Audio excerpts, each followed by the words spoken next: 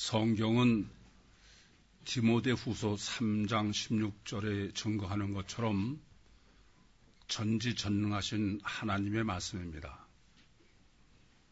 그래서 성경은 창세기 1장 1절부터 계시록 22장 21절까지 직선으로 써 있다. 그렇게 보시면 가장 정확하게 보시는 것입니다.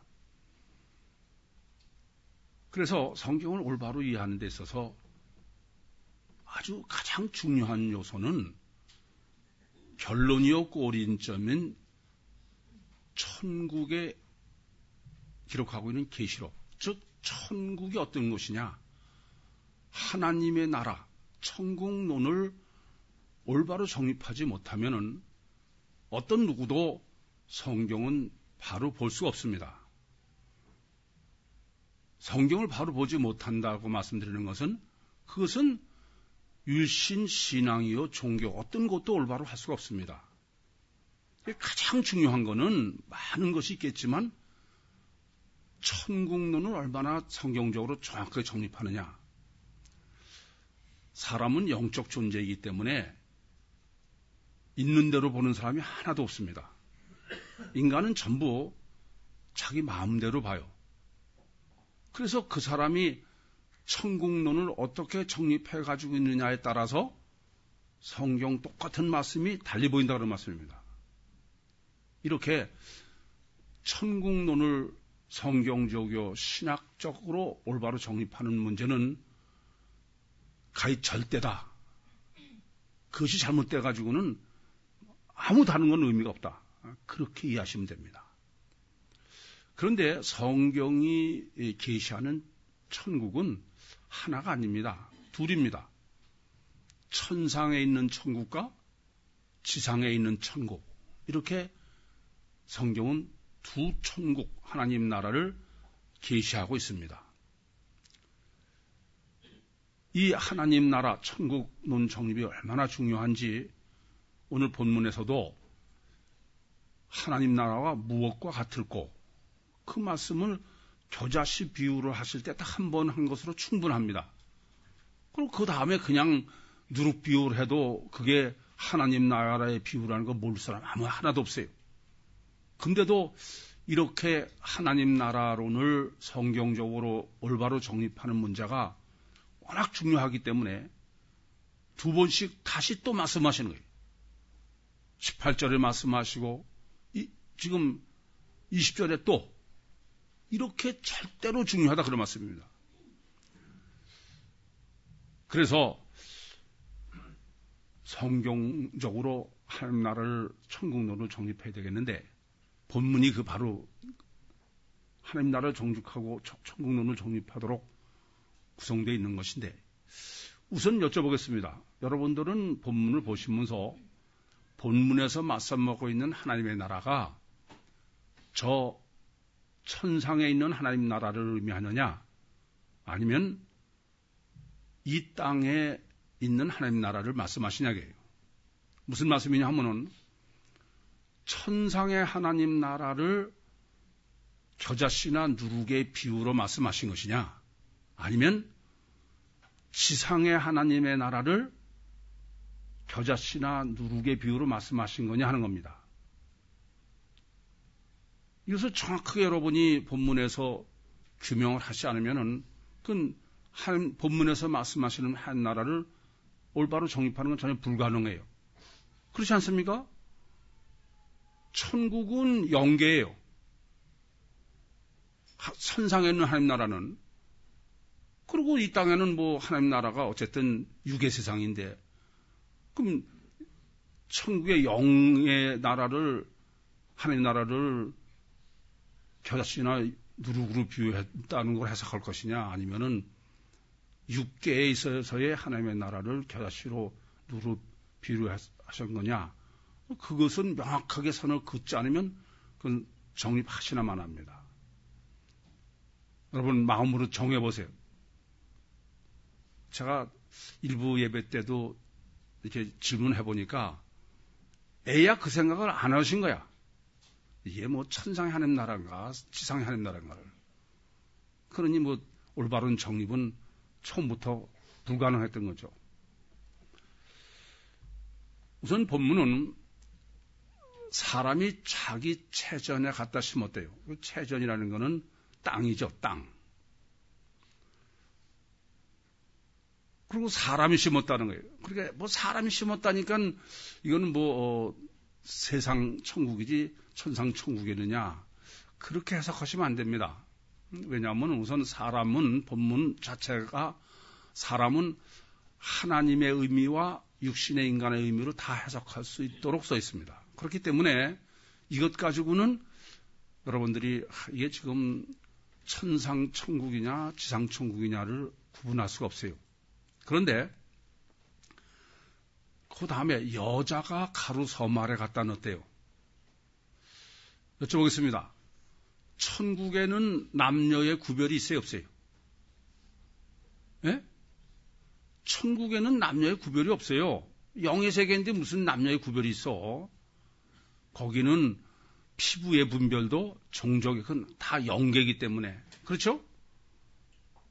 그러므로 지금 본문에서 여자아이가 가루 서말에 넣었다, 그것으로 말씀하려고 하는 거는 여자방 갖다 넣습니까? 남자가 또 떡도 얼마든지 만들지. 이것이 지금 말씀하려고 하는 것은, 본문에서 정립하려고 하는 것은 지상천국론을 정립하려고 하는 거지 천상의 천국론이 아니다.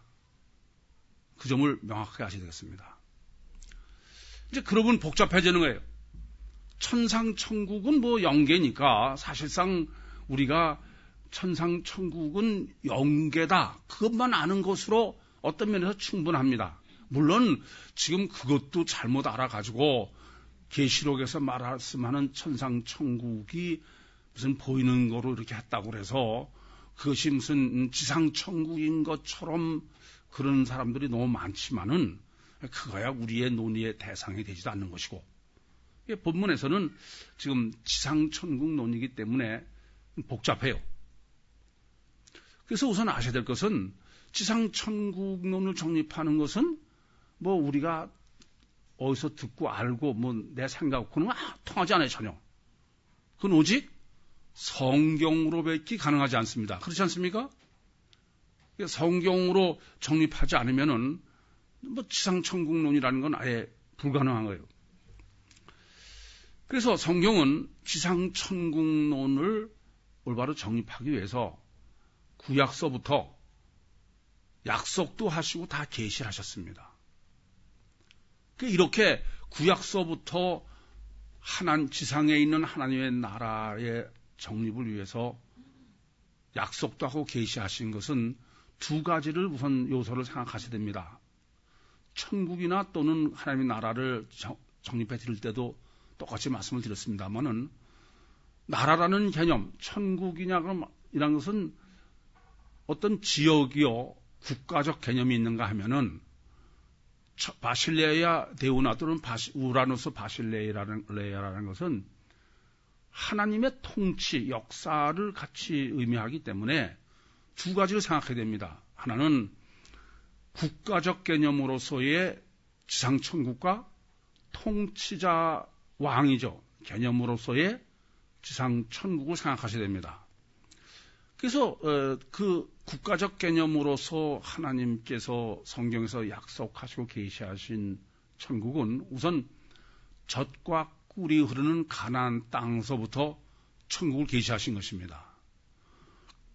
그 젖과 꿀이 흐르는 가나안 땅이 계시가 어떻게 발전되냐면은 다윗 왕조로 바뀌죠. 다윗 왕조가 망하고 나니까 다시 어떤 거로 바뀌어요? 하나님께서 육신을 입고 이 땅에 오신 신인 메시아가 왕국을 이루는 메시아 왕국, 그렇게 발전한 것입니다. 그리고 하나님 나라의 통치자는 우선은 하나님이 직접 통치하시는 것부터 시작했죠. 잘 아시는 대로 사사기까지는 하나님이 이스라엘을 직접 통치하셨어요. 그러다가 이스라엘 사람들이 우리도 다른 나라처럼 임금을 좀 세우게 했습니다. 그랬더니 하나님께서 그 서운함을 사무엘에게 자세히 말씀하시지 않습니까? 저 사람들이 왕을 세우겠다는 것은 사무엘 너를 버린 게 아니라 나를 버린 것이다. 그래서 이렇게 통치자가 하나님이 직접 통치를 하시던 것이 다윗을 통해서 통치하는 다윗 왕조로 이어지는 것입니다.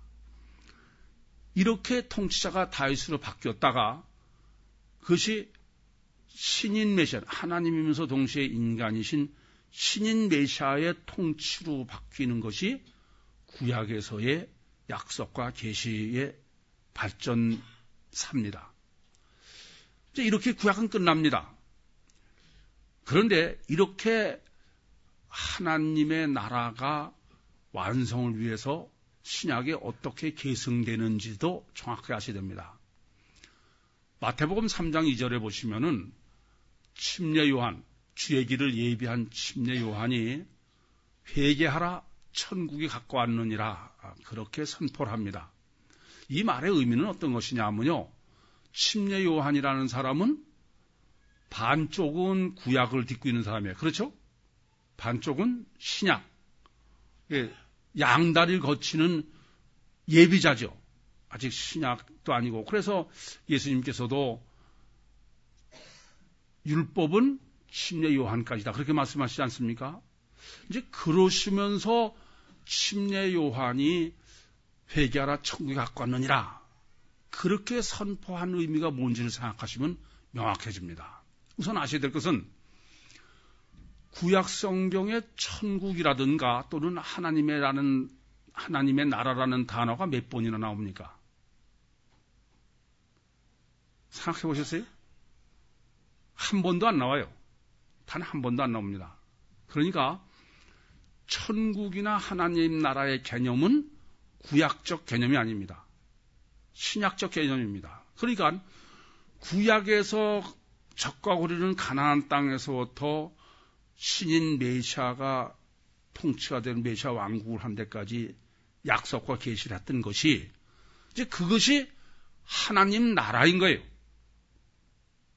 그것이 바로 구약의 한 달을 딛고 신약의 한 달을 딛고 있는 침례 요한이 구약서부터 하나님이 약속하신 메시아 대망의 성취가 하나님 나라다.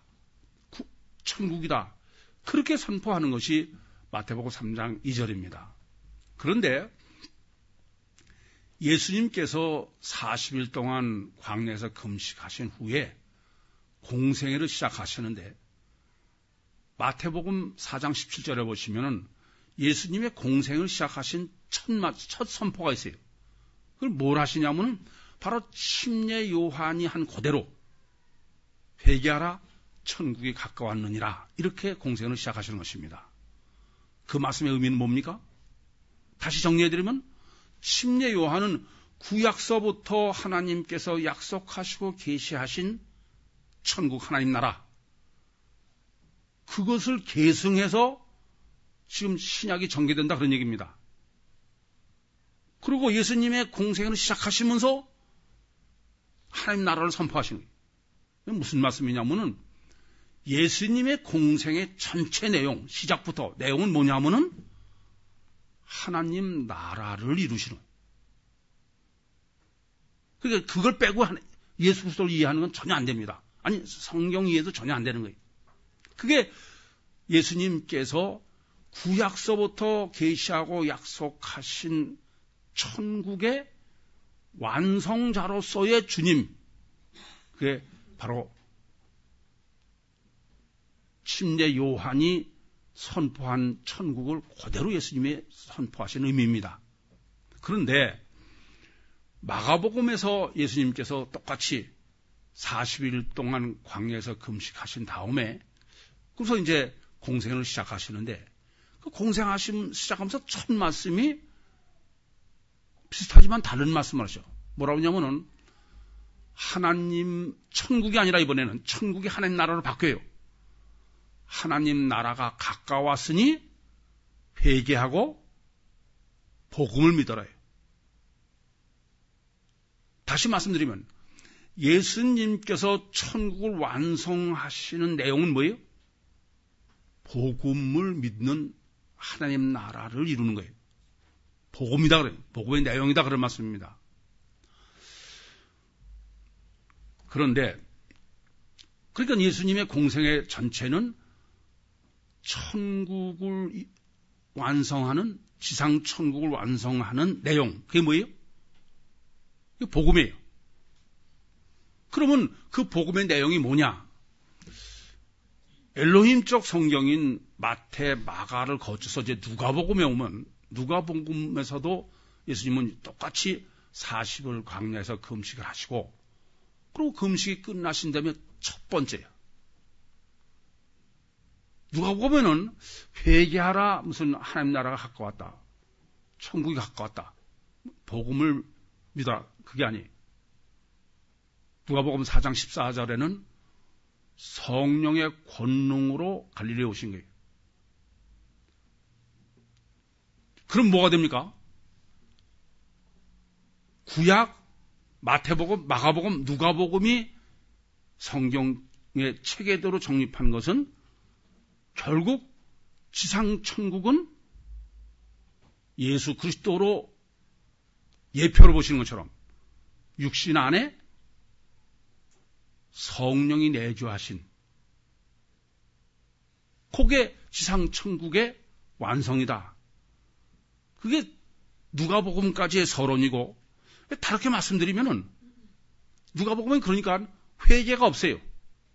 회개하라, 천국 가까워가 없습니다. 왜요? 이미 천국이 이루어진, 회개는 뭐의 조건입니까? 천국을 이루기 위한 조건이에요. 그런데 이미 천국이 이루어진 상태니까 누가복음에는 회개하라는 선포가, 천국이 가까웠다는 선포가 있을 수 없습니다.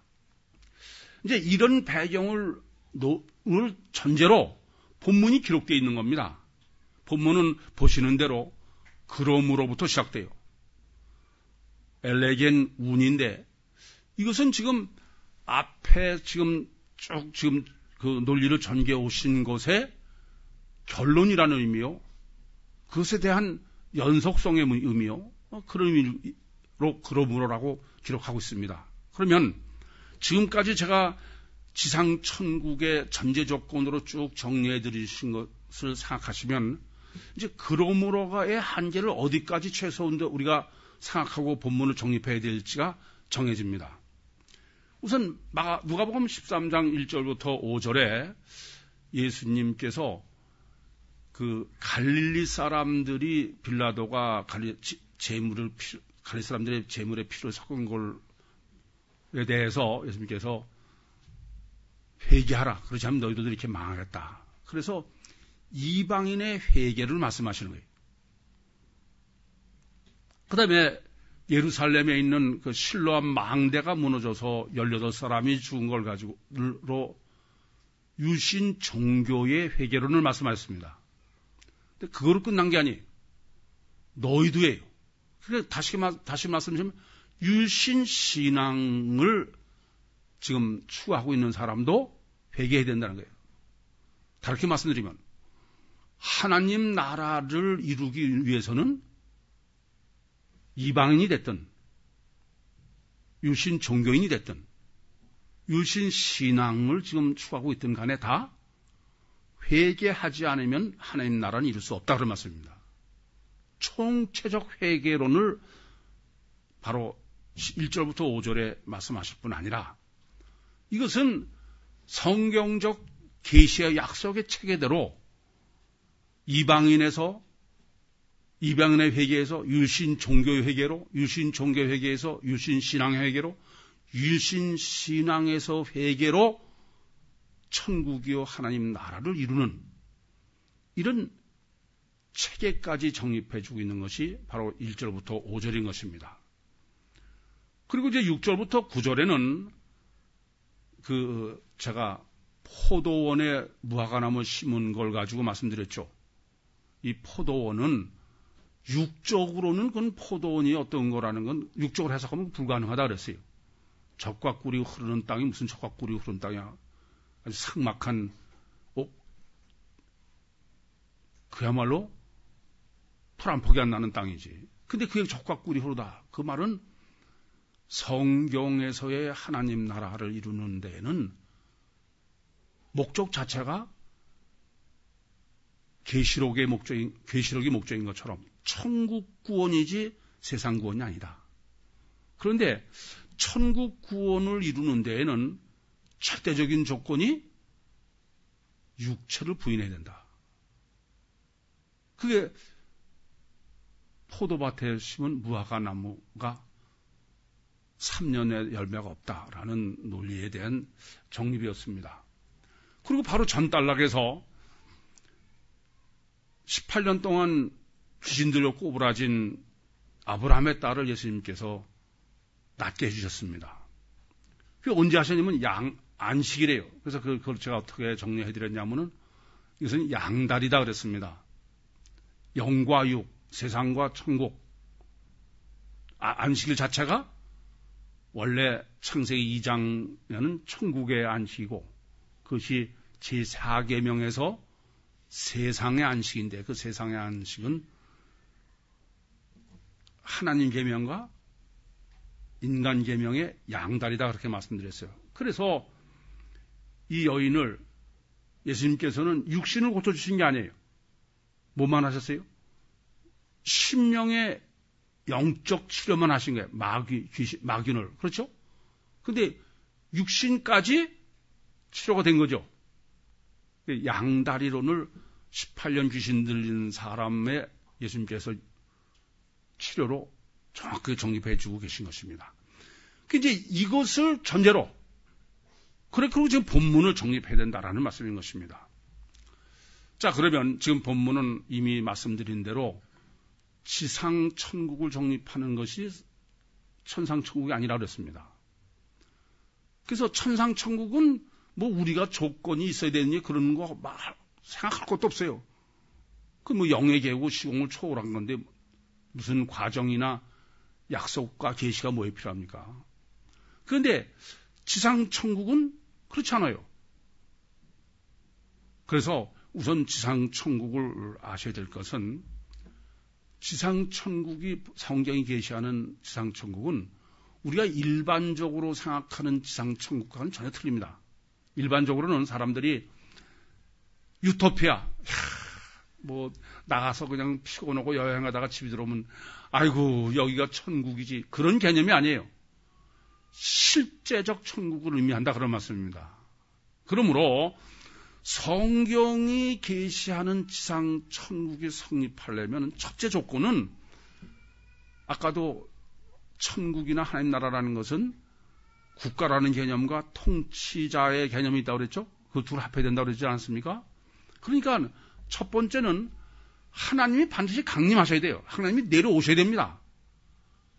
하나님이 오셔서 첫째는 그 지상 천국의 성립 조건은 첫째는 하나님이 내려오셔야 돼요. 내려오시지 않는 것은 그건 성경이 말하는 지상 천국이 아니에요. 그건 사람들이 관념적으로만 여기 살기 좋은 유토피아다 그렇게 쓰는 거지. 그래서 오늘도 우리가 예배 조금 전에 주님이 가르쳐 주신 기도를 했습니다마는 주님이 늘 그 말씀을 하시는 거예요. 기도래. 하늘에 계신 우리 아버지요 이름이 거룩히 여김을 받으시오며 그다음에 뭐예요? 나라이 임하옵시며.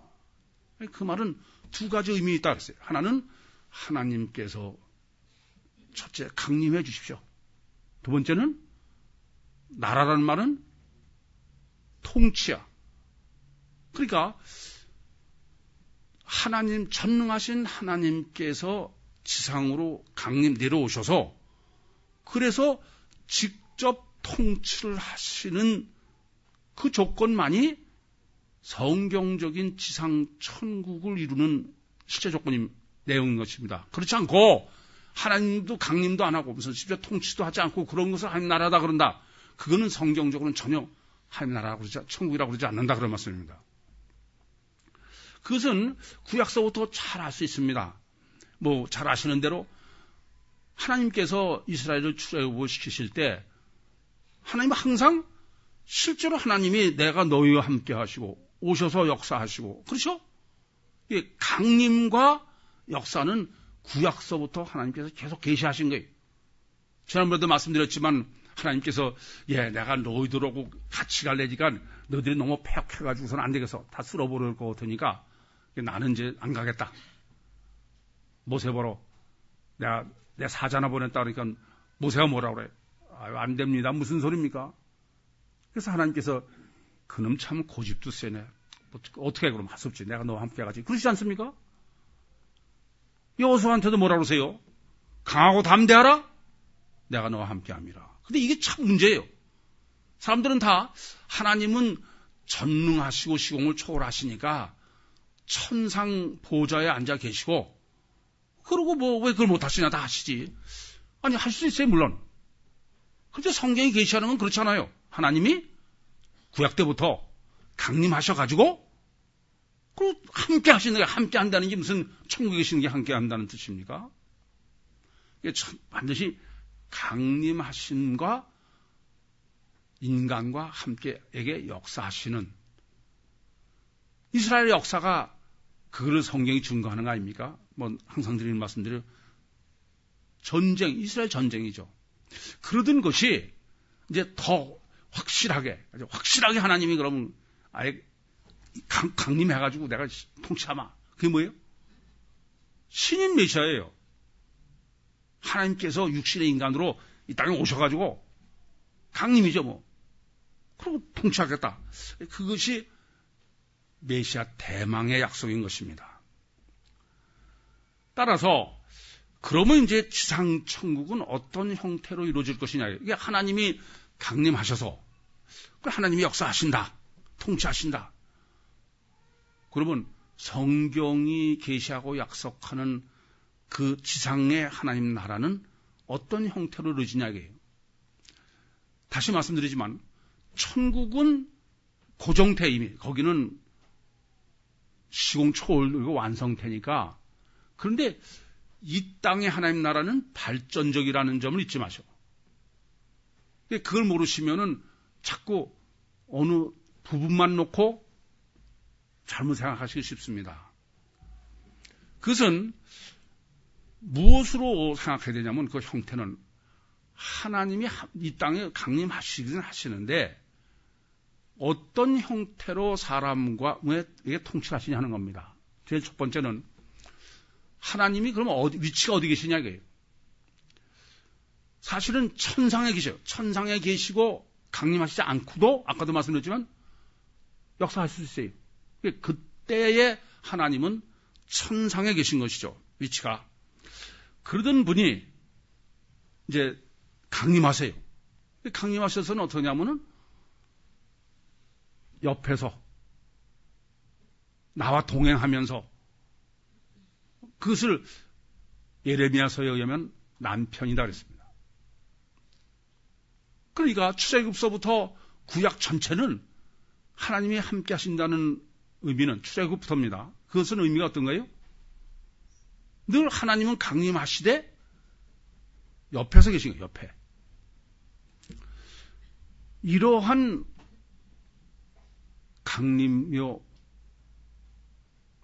위치가 이렇게 천상에서 지상에 사람 몸 밖에 계시다가 예레미야서 31장 31절부터 34절의 약속은 아예 그 하나님이 인간 육신 속에 오시겠다는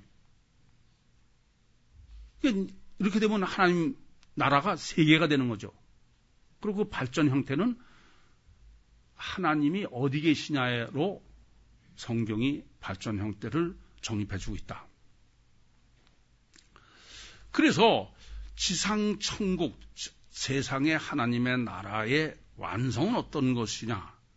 그것은 이미 말씀드린 대로 구약에서는 적과 꿀이는 가나안 땅에다가 또 다윗 왕조에다가 메시아 대망이었다가 거기까지는 천국이나 하나님 나라라는 단어가 있어요, 없어요?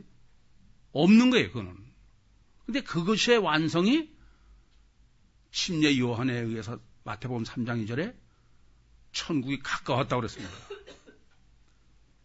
그러던 것이 마가복음 1장 15절에는 이제 예수님, 마태복음 4장 10절에 예수님 자신이 천국이 가까웠다. 그러니까 너희들한테 아직 천국이 가까이는 있지만 그 말은 무슨 뜻입니까? 구약처럼 몸 밖에 있다는 뜻이죠. 그런데 마가복음 1장 15절에서 하나님 나라가 가까웠다. 그건 여전히 몸 밖에 있다는 말씀입니다. 위치가 구약처럼. 복음을 믿어라. 그러시면서 그 하나님 나라가 이제 사람 속에 들어오는 예수님의 사역 전체가 하나님 나라, 우리에게 하나님 나라를 이루시는 거니까 그것을 모델로 예수님 자신이죠. 그래서 성령의 권능으로 그게 완성인 것입니다. 그러니까 여러분들은 그냥 누가복음 4장 14절에 예수님께서 성령의 권능으로 갈릴리 오셨다 이렇게 평범하게 읽으시지만 그거는 지금 말씀드린 대로 창세기 1장 1절부터 시작해가지고 그래서 이제 거기까지 온 거예요.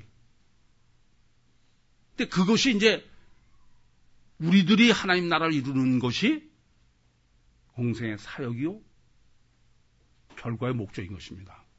이해되십니까? 그래서 이미 말씀드린 대로 천상의 하나님 나라는 물론이거지만 이 지상의 하나님 나라를 성경적으로 올바로 정립하지 못하면은 그건 절대로 성경은 전혀 이해할 수가 없습니다.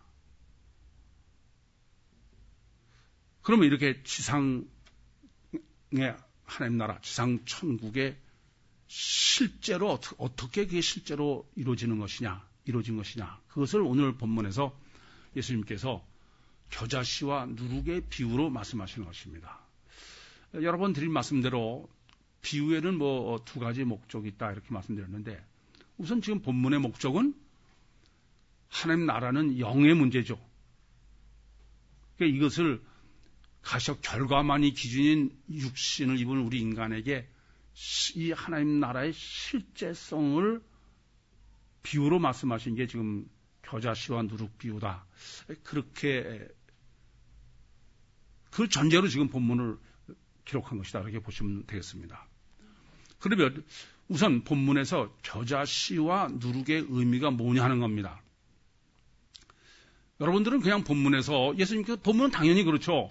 예수님께서 하나님 나라를 무엇으로 비유할 거, 그래서 겨자씨로 하시고 또 하나님 나라를 무엇으로 비유로 할 거, 그러니까 누룩이 하나님 나라다. 그렇게 본문 해석하시는 게 어렵지 않아요. 근데 여러분은 어렵지 않은데 어려운 사람들이 있어서 여기서 정확하게 정립해야 되는 문제를 안고 있는 것입니다. 이 지금 겨자씨와 누룩의 비유는 본문만 있는 게 아니에요. 어디 있습니까? 마태복음 13장에 있고 마가복음 4장에 있습니다.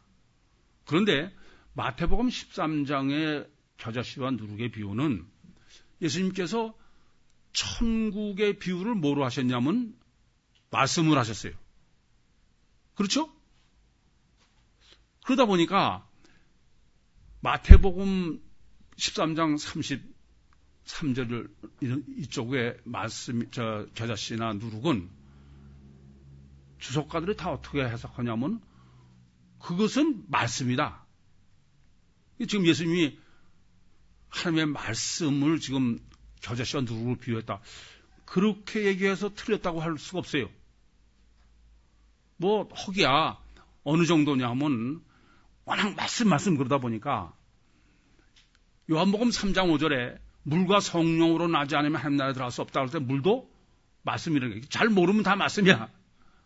또 요한복음 15장 1절부터 7절에 나는 포도나무에 너희는 가지다 그러시면서 내 말이 너 안에 거하면 그러니까 그것도 또 말씀이야. 그러니까 여러분 많이 해봤죠.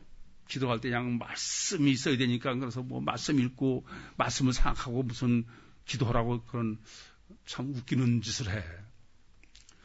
이제 그렇게 말씀이 에다가 모든 걸 걸다 보니까 오늘 본문의 문맥으로는 분명히 겨자씨와 누룩은 천국이라고 예수님께서 비유로 말씀하셨음에도 불구하고 주석가들은 이것을 여전히 또 말씀이라고 그러는 거예요. 참 그야말로 환장하고서.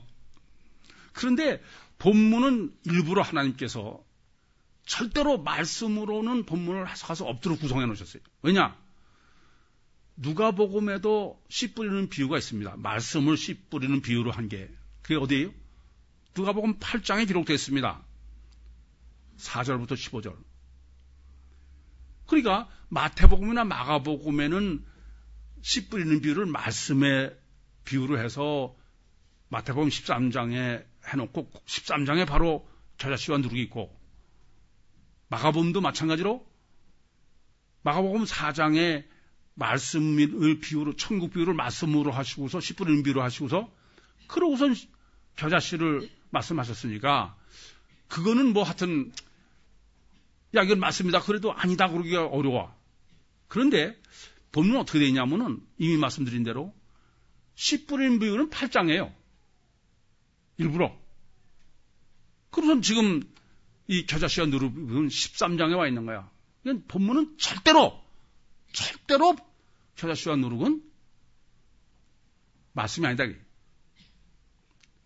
이것부터 아주 명확하게 하셔야 돼요. 왜 이것을 또 명확하게 말씀드리냐면은 우리는 워낙 사람들이 해석하는 거 틀리잖아요. 그러니까 우리 성경적으로 확실하게 하지 않으면은 괜히 또 그거 들어보면 맞는 것 같아서 갈치자 걷기가 쉬우니까. 그리고 겨자씨와 누룩의 그 천국은 아까도 말씀드리면 천상천국이에요, 지상천국이에요? 이것은 천상천국이 아니고 지상천국이다. 왜 지상천국이냐?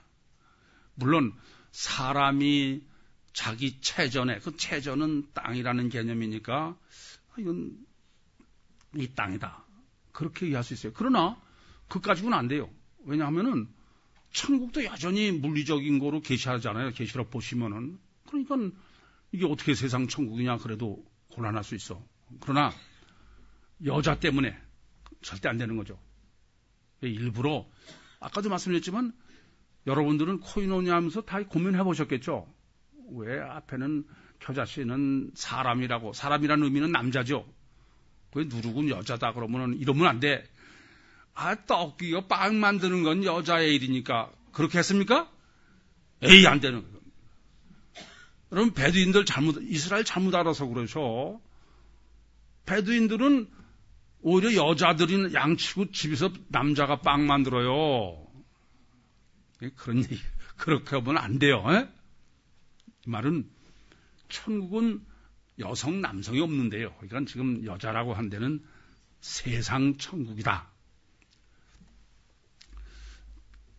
그리고 그러니까 지금 이 겨자씨와 누룩을, 겨자씨는 밭에 심고 누룩은 가루 서말을 했다. 그 말은 하나님이 강림하셔가지고 인간의 육신 속에, 예수님 안에 성령이 계신 것처럼 인간의 육신 속에 내주하신 그것을 지금 겨자씨와 누룩으로 지금 본문은 정립해 주고 있는 것이다. 그리고 이렇게 이제 지상천국의 그 실제적인 완성은 어떻게 되는 것이냐. 근데 여러분 한번 또 여쭤볼게요. 왜 주님께서 겨자씨와 비유와 누룩 비유를 두루 하셨을까요? 왜? 고민 안 해보셨어요? 왜 두루 하셨어? 여러분 이걸 아셔야 돼.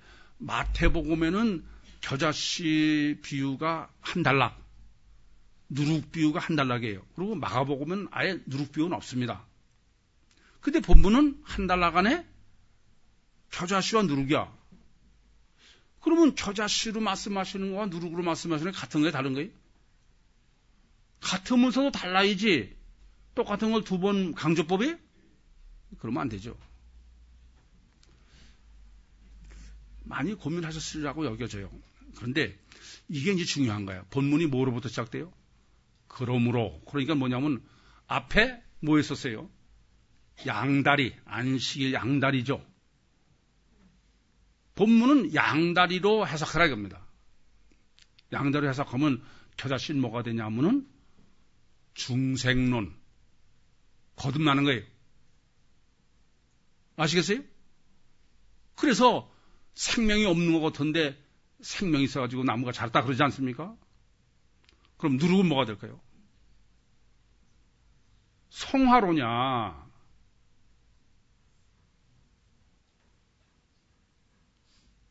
아시겠죠? 이게 부풀다는 게 무슨 부었다는 얘기 아니죠? 그래서 지금 본문은 겨자씨와 누룩을 지금 합해서 비유를 하시는 것은 거듭남 중생론과 성화론이다. 따라서 겨자씨로는 중생론을 정립하라는 뜻이고 누룩으로는 성화론을 정립하라는 것이 주님의 뜻이다 그런 말씀입니다. 그러면 겨자씨의 중생론부터 정립하겠습니다. 우선 겨자씨 한 알이래요. 겨자씨라는 의미가 뭡니까?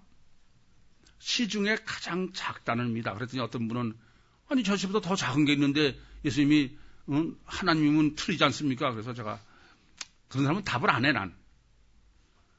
아니 지금 이게 물리적으로 크고 작고를 얘기하려는 겁니까?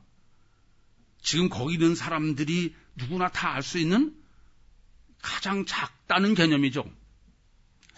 왜 이렇게 하나님의 임재, 전지전능하신 하나님의 임재를 가장 작은 겨자씨로 하느냐? 그것은 바로 하나님은 영이세요. 그렇기 때문에 육안으로는 전혀 그 존재성이나 역사성을 확인할 수가 없습니다. 그럼에도 불구하고 실제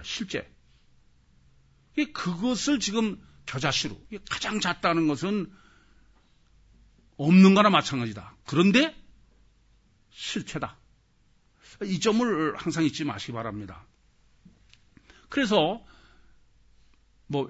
예수님께서 마태복음 17장 20절에도 만일 너희 믿음이 겨자씨 한 알만 하더라도 그러니까 영에 대한 실제적 인식과 실제적 믿음이 아무리 작더라도 실제적이기만 하면은 산을 움직인다라는 말씀이죠.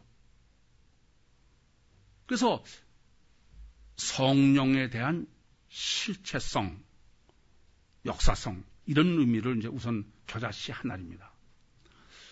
또 왜 한 알일까요? 유일시다, 유일신. 잡다한 많은 신이 아니고 유일신. 그래서 겨자씨 한 알이라고 하신 겁니다. 그런데 지금 이 겨자씨 하나를 갖다가 자기 체전에 심은 거예요. 그랬더니 이제 나무가 되고 자랐다 그랬습니다. 체전에 심었다는 건 이제 이미 정리해 드렸죠?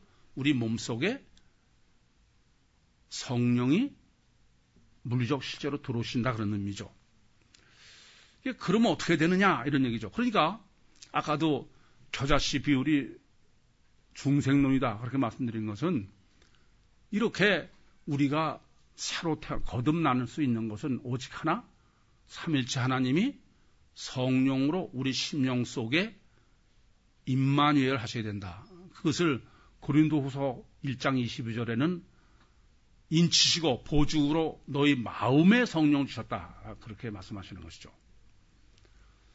그랬더니 이제 이렇게 우리 속에 심령에 성령이 들어오시면 마치 땅에다가 겨자씨 심은 것처럼 그러면 그게 이제 거기서 싹이 나고 자라서 큰 나무가 됐다는 얘기입니다. 가지까지 생겼다는 얘기. 이 점을 아셔야 됩니다. 여러분 겨자씨를 이렇게 보시면 그게 산 것 같은 거예요? 죽은 것 같은 거예요? 죽은 거가 주는 거야, 그죠? 실제로 그것은 죽은 거나 마찬가지예요. 예전에도 불량맘 특강을 하면서 그런 말씀 드렸습니다만은 생미라고 찐미라고 갖다 놓으면 똑같아, 그죠? 그냥은 몰라요. 그 언제 알을 수 있어요? 갖다가 심어보면 알아. 심어보면 찐미는 몇 톤을 갖다 심어도 싹이 안 나죠. 근데 생미는 몇천 년 된 걸 한번 심어 이집트 미라 발견해서 심어왔더니 싹이 난다고 그랬어요. 그러니까 우리가 실제로 거듭났는지 안 났는지 그건 몰라. 뭐에만 알아요? 성령이 심어줘야 알아. 그러면 성령의 생명력이 나오게 돼 있어요. 여러분 아무리 무슨 깨닫고 이해되고 나는 믿습니다. 아무 소용 없어. 반드시 전능하신 하나님이 성령으로 우리 심령 속에 임마누엘 심어주셔야 돼. 그러면 안 그래도 재간이 없어. 아니 무슨 노력해야 싹이 나고 자랍니까? 여러분 이 점을 아셔야 됩니다. 의미는 이렇습니다. 하나님께서 아담에게 동산 각종 나무의 실과는 임의로 먹되 선악을 알가는 실과를 먹지 마라. 먹으면 정령 주라 그랬어요. 그런데 먹었어요. 그 말은 뭐예요? 영적으로 죽은 겁니다. 그러니까 우리가 보기에는 멀쩡히 산 것 같아. 그러니까 찐밀인지 생밀인지 구별이 안 되죠. 근데 그 죽은 사람이 살려면은 길은 딱 하나밖에 없어. 생명이신 내가 길이요 진리요 생명 예수 그리스도께서 벌써 성령으로 안에 들어오셔야 산다. 그러면 자라서 나무가 된다. 여러분 이 점을 아셔야 돼. 아무리 내가 의지적으로 어쩌고 조금만 지켜보면 알아요. 그거 가지고는 안 됩니다. 성령이 실제로 내 안에 들어오기 전에는 아무리 결단 후련 그렇게 해서 되는 게 아니야. 그게 본문이 증거하고자 하는 것입니다.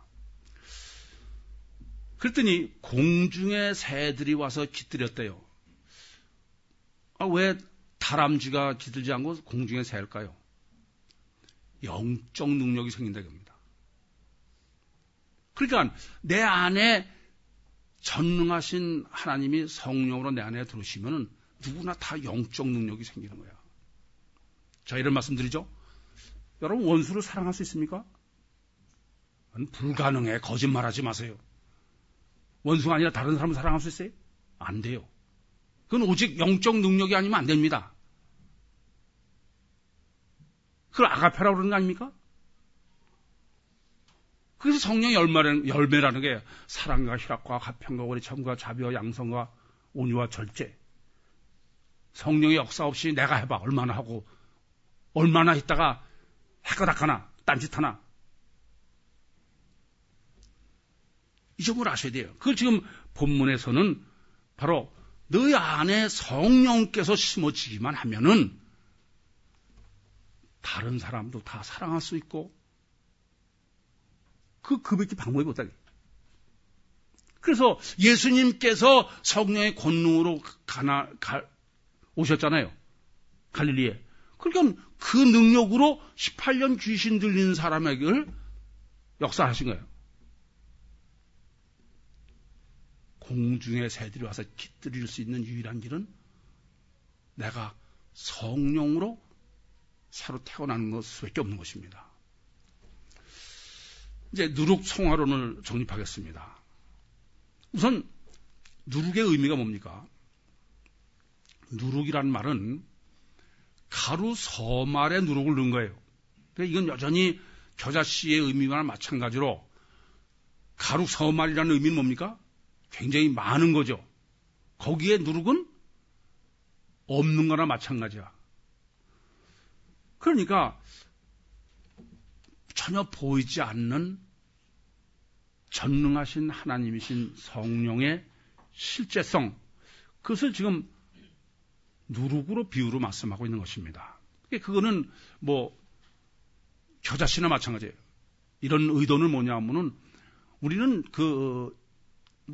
이 점을 항상 염두에 두셔야 됩니다.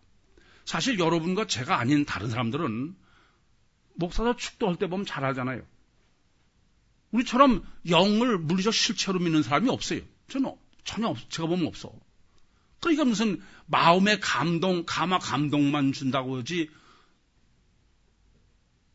그 성령만 역사하면 실제로 물리적으로 산을 옮길 수 있다. 그렇게 설교하는 사람 못 봤어. 그런데 지금 이 중생론은 이미 앞에서 말씀드린 것처럼 육신의 인간 안에 성령이 들어오시는 것을 겨자씨의 비유로 한 게 중생론이다 그랬어요. 그러니까 누룩 가루 서말 속에 누룩이 들어있다는 것은 중생되지 않았다는 얘기는 아닙니다. 근데 겨자씨로 중생론을 하고 지금 누룩으로는 성화론이다. 그런 말씀이죠. 그러니까 이런 얘기가 되는 것입니다. 겨자씨는 갖다가 심으면은 죽은 것 같은 게 사는 거예요. 그죠? 그래서 그것은 씨가 형태도 다른 전혀 다른 나무가 되고 이러지 않습니까? 그런데 지금 이 누룩은 경우가 전혀 틀린 거예요. 아까도 말씀드린 누룩은 많다는 의미, 가루 서말은 많다는 의미 아닙니까? 거기에 누룩을 넣었더니 그것이 다 부풀었다 그랬습니다. 우선 여쭤볼게요. 왜 가루가 서말일까요? 한 말도 아니고 10말도 아니고 왜 서말이에요? 고민해 보셨습니까? 아까 그 일부 예배 때 왜 서말이냐 그랬더니 너무 어처구니없는 답을 해가지고 지금은 시간이 없어서 여러분에게 직접 질문하지 않을게요. 고민을 해보셨을 거야. 근데 문맥으로 보시고선 서말이 뭔지를 해석해야지. 뭐 어떤 분은 삼일째 하나님이요. 무슨 뭐. 서말은 지금 이 누룩은 어때요? 누룩은 들어와서 왜 성화라고 그래요? 내 자신이 변하는 거예요. 그렇죠? 겨자씨는 내 자신이 변한다는 것보다 공중에 새가 깃들이는 것 때문에 영적 능력이에요. 그렇지 않습니까? 근데 이건 나 자신이 변하는 겁니다. 그럼 누룩은 뭐냐? 육과 혼과 영이에요. 성령 받으면 내 심령만 바뀌어서 감동이 아니라 내 가치관, 내 의지, 혼, 생각 다 바뀌는 거예요. 아니, 육적 능력도. 아시겠습니까? 이게 복음의 핵심입니다. 유신신앙이냐, 유신종이냐, 뭐가 다른 거예요? 유신신앙은 천지천능하신 삼일체 하나님이 우리 심령에 들어오시면 그거 하나예요. 그러면 다른 건 아무것도 소용이 없어. 그거 다야. 육과 혼과 영이 다 능력이 다 해결되는 거예요. 분별력, 사회성, 학업, 건강. 그게 오직 성령이에요. 내가 길이요 진리요 생명이니 나로 말미암자. 그 모든 거예요. 이게 믿어지지 않으면은, 이게 실제가 되지 않으면 그 절대로 유신 신앙은 아닌 것입니다.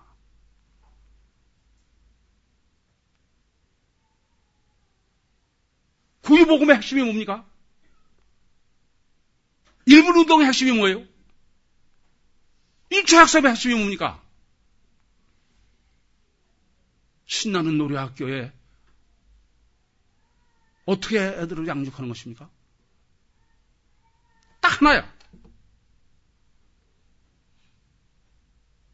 이거 해라 저거 해라. 그런가? 그건 전혀 하나님에 대한 신앙이 아니에요. 아니, 그건 무지한 거예요. 이 점을 명확히 하셔야 됩니다. 오직 영적으로만 되면 다 되게 하나님이 인간을 설계해 놓으셨다는 걸 모르시면 여러분 딴에는 우리 애를 그냥 훌륭한 애로 키우겠다고 그냥 아침부터 밤까지 잔소리하면 망치는 거야. 여러분한테는 아무래도 소용없어. 그래서 그거를 제가 그냥 애들한테 해보니까 여러분들 신나는 노래학교 봉사하는 분들은 아예 이제 입을 다무시더라고. 여전히 나는 안 되겠던데요. 영은 초월적 실체입니다. 우리 내 영과 내 혼과 내 육을 다 주관하고 섭리하고 역사할 수 있어. 이걸 정확하게 깨달지 못하면은 태교 허나 마나야. 알았어요? 이게 절대 문제야. 그게 믿음입니다.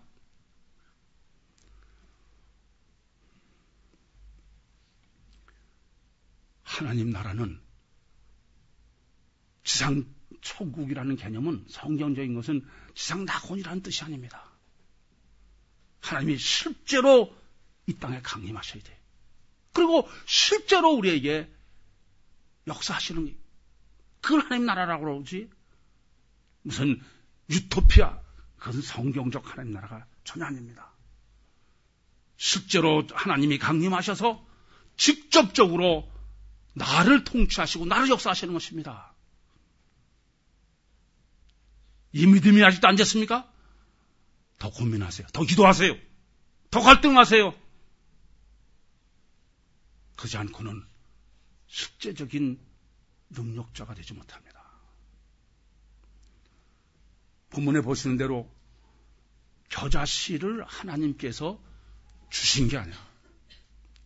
사실 겨자씨는 원문에 보면은 갖다 심었다 그러게 되는데 던진 거야. 그리고 갖다는 람바노입니다. 무슨 말씀이냐면 성령은 우리 안에 침입할 수가 없어요. 하나님은 그래서 아까도 사람이라는 개념을 하나님의 뜻도 있고 사람의 뜻도 있다고 그랬어요. 하나님은 던지신 거예요. 그냥 예정론자처럼 갖다 심은 게 아니에요.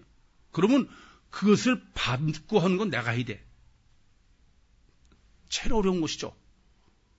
전혀 육안으로 볼 수 없는 성령 하나님을 물리적 실체, 겨자씨처럼 내가 받을 수 있어야 돼. 그러려면은 인간은 육우선이 절대예요. 가시적 결과만이 절대의 인간입니다. 그런 사람이 보이지 않는 하나님을 성령을 실제로 내가 받고 영접할 수 있어야 돼. 그러려면은 육이 죽는 수밖에 없어. 사실 육이 제가 자꾸 부인하라고 말씀드리는데 그거는 지금 주님께서 누룩 원리로 정립해 주시는 것처럼 이거에 대한 실질적 믿음이 없으면 그건 절대로 줄 수 없어요. 예수님께서 말씀 아무든지 나를 따라오든 자기를 부인하고 자기를 십자가로 올라 쫓아라면 아멘 그러지만 그건 실제로는 불가능합니다.